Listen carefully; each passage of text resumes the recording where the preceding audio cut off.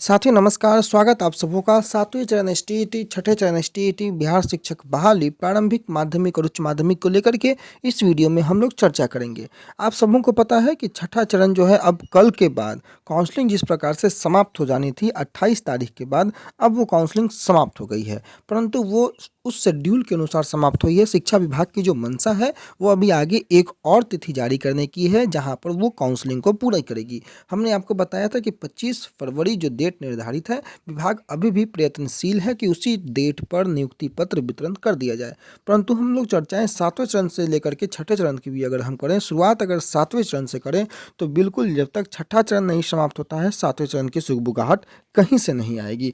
परंतु लगातार अधिकारियों के माध्यम से अगर आप मंत्री जी को देखें तो मार्च के प्रथम सप्ताह में मंत्री जी ने इंडिकेशन दिया था और अपर मुख्य सचिव संजय कुमार ने जो है वो अप्रैल की बातें लगातार कही हैं। लगातार आप लोगों के पास भी खबरें पहुंचती रही हैं।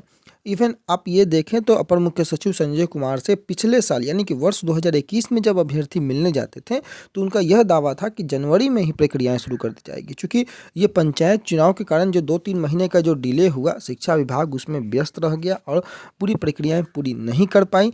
परंतु अब 28 जनवरी जिस प्रकार से काउंसलिंग शांतिपूर्ण तरीके से मंत्री जी ने आज पुनः बयान दिया है सारे अखबारों में कि काउंसलिंग जो है वो शांतिपूर्ण तरीके से समाप्त हो गई है और शिक्षा विभाग यानी कि बिहार सरकार अभी एक और तिथि जारी करने के मूड में है। सारे खबरों को हम लोग देखते हैं और आपकी स्क्रीन के सामने अभी एक नया फरमान जो जारी हुआ था संजय कुमार के माध्यम से, जो पत्र के माध्यम से, कि अब शराब पीने और बेचने वालों को भी शिक्षक पकड़वाएंगे। और एक नया फरमान जारी हुआ है अपर मुख्य सचिव का। सभी जो डीईओ हैं, डीपीओ हैं, आरडीडीओ हैं, इन सभी को निर्देश दिया गया है कि शिक्षा सेवक भी रखेंगे शराब पीने वालों और बेचने वालों पर नज़र।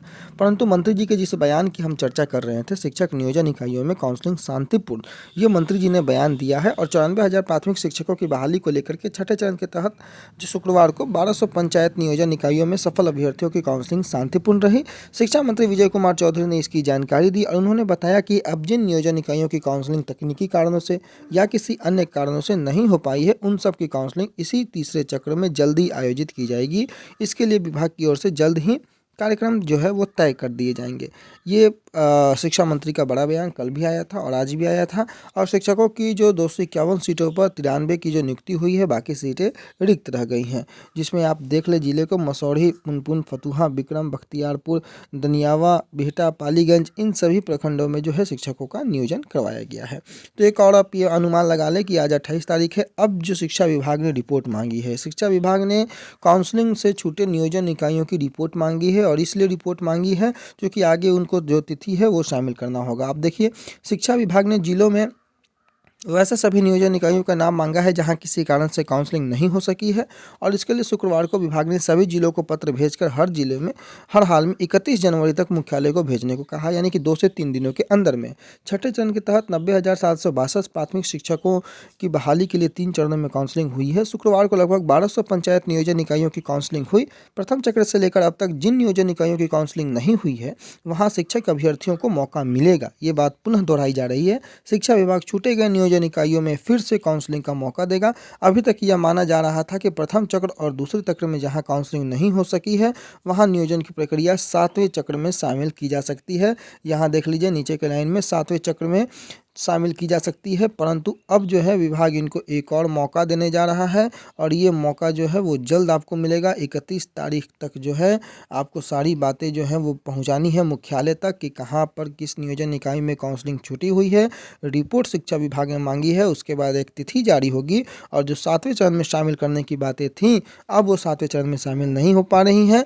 एक और मौका जो है अभ्यर्थियों को मिल रहा है। ये शिक्षा विभाग ने निर्णय ले लिया है और मंत्री जी के माध्यम से जो बात कही जाती है वो बात में मुहर लग जाती है। इस बात का प्रमाण आप लोगों के सामने विगत कई महीनों से आप लोग देखते आया है और स्पष्ट रूप से अखबार ने यहाँ लिखा है कि पहले नियोजन की प्रक्रिया में जो लोग बच गए थे उन लोगों को 7वें चरण में शामिल करने की बात थी, परंतु अब जो है एक मौका और उसके बाद ही नियुक्ति पत्र और नियुक्ति पत्र के बाद ही 7वां चरण, यानी कि 7वें चरण को अब जल्दी निपटाना होगा। 25 फरवरी जो डेट है, इस डेट को नियुक्ति पत्र वितरण करने के लिए शिक्षा विभाग को जल्द ही जो है फरवरी फर्स्ट वीक में ही किसी तिथि का निर्धारण करके उनकी काउंसलिंग को ससमय पूरा करना होगा, तब जाकर के ससमय नियुक्ति पत्र वितरण किया जा सकता है। देखना होगा, नज़र बना करके रखेंगे क्या शिक्षा विभाग का निर्णय कौन सी तिथि का निर्धारण होता है और कौन कौन सी जगहों पर जो है काउंसलिंग पुनः कराई जाती है।